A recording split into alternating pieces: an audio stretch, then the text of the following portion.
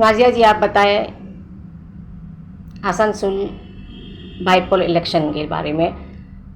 जैसा कि आज तक ये कहा जाता रहा है कि बीजेपी में जाने के बाद सारे पाप धुल जाते हैं। बीजेपी जो कि वॉशिंग मशीन का काम कर रही थी, अब जो है तृणमूल कांग्रेस अब वॉशिंग मशीन हो गई है। और यहाँ पे आने के बाद बीजेपी लीडर जो है वो पूरे साफ़ सुथरे क्लीन हो जा रहे हैं। जैसा कि बाबुल सुप्रियो के बारे में मालीगंज में बहुत सारी अफवाहें हो रही थी कि आसनसोल दंगे में उनका हाथ था और मुस्लिम इलाके में उनके खिलाफ एक मुहिम चली थी, लेकिन इस सब के बावजूद भी वो जीत गए, क्योंकि कहा यह जा रहा है कि वो तृणमूल का हिस्सा है और तृणमूल में आने के बाद कोई भी कम्युनल नहीं रह जाता है। तो इस बारे में क्या बोलेंगे एक बीजेपी लीडर की हैसियत से?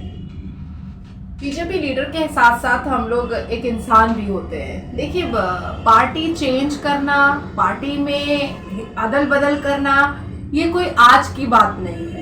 अगर हम नेहरू जी का ज़माना देखेंगे और इंदिरा गांधी जी का ज़माना देखेंगे, उस वक्त भी ऐसा होता था। या निर्दलीय आकर के लड़े और जीत जाएं और किसी पार्टी में चले जाएं जिसकी रूलिंग पार्टी चल रही है, ये सारी चीज़ें एक तरफा है। आज एक चीज़ क्लियर हुई कि पश्चिम बंगाल में बालीगंज के मुसलमान कुरान और हदीस को नहीं मानते हैं, वो श्रीमती ममता बनर्जी को ही मानते हैं। कुरान और हदीस से उनकी कोई वाबस्तगी नहीं है।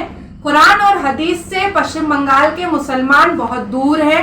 कुरान और हदीस और प्रॉफेट मोहम्मद के बनाए हुए सुन्नत रसूल से उनको नाउजुबिल्लाह कोई लेना देना नहीं है। उनको अगर मतलब है तो सिर्फ और सिर्फ ममता बनर्जी के तलवे में तेल लगाने से।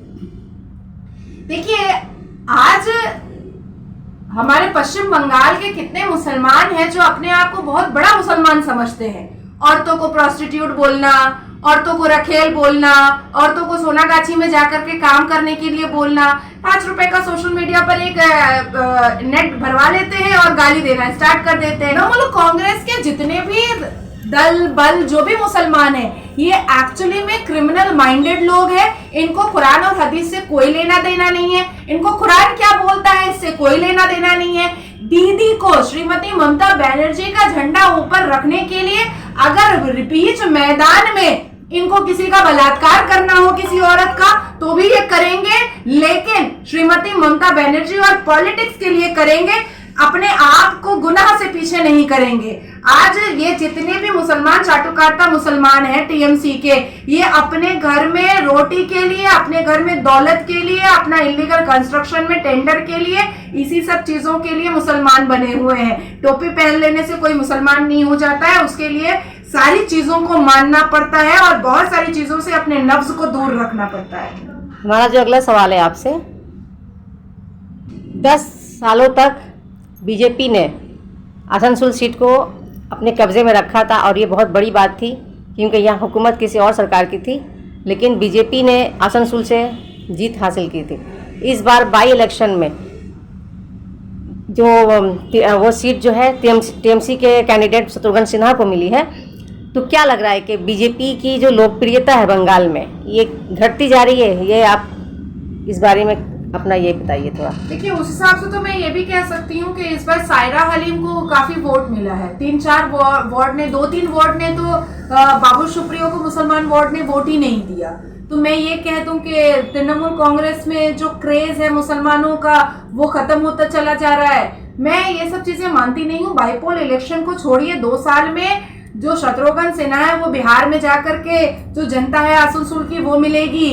बिहार में जाकर के उनके बंगले के बाहर धूप में अपना चांदी जलाना पड़ेगा। वो सब आगे वक्त देखा जाएगा और ज्यादा दिन इंतजार करने की जरूरत नहीं है। 15-20 दिन में ही उनका पहला रिएक्शन आ जाएगा कि वो कितने नजदीक हैं आसनसोल की जनता से।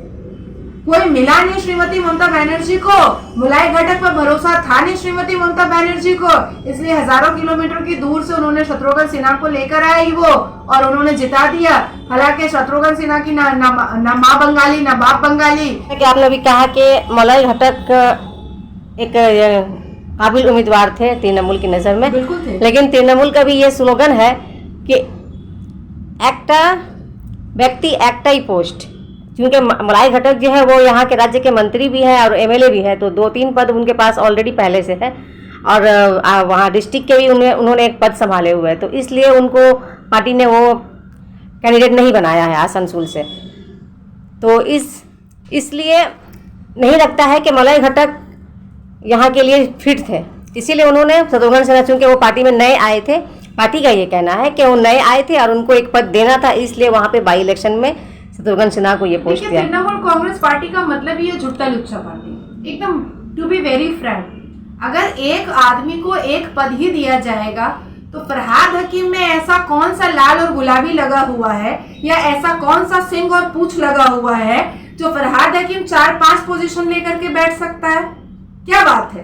आखिर ऐसा क्या कौन सी कहानी है जो जनता से छुपी हुई है, जो श्रीमती ममता बनर्जी मजबूर हो जाती है फरहाद हकीम को कंट्रोल करने से? आखिर ऐसी कौन सी छुपी हुई कहानी है जो जनता के आंखों से ओझल है अभी भी? ऐसी कौन सी बात है कि फरहाद हकीम एक पोस्ट से कई ज्यादा पोस्ट लेकर के बैठ सकता है और ममता बनर्जी उसको कुछ नहीं बोल सकती हैं? मुलाय घटक के क्रेडिबिलिटी पर उंगली उठाया है श्रीमती ममता बनर्जी ने। एक इतने पढ़े लिखे, एक इतने काबिल, एक स्टेट के लॉ मंत्री के क्रेडिबिलिटी, उनके एडुकेशन, उनके बैलेंस नेचर, उनके एक प्रो एटीट्यूड, एक महान लीडर होने पर उन्होंने एक महान लीडर के ऊपर उन्होंने उंगली उठाई है। और कहीं ना कहीं जनता और अपोजिशन ये बात जरूर कहेगी कि अगर मुलाय घटक एक मेंबर ऑफ पार्लियामेंट बनने के काबिल नहीं है तो स्टेट के लॉ मंत्री बनने के कैसे काबिल हो गए।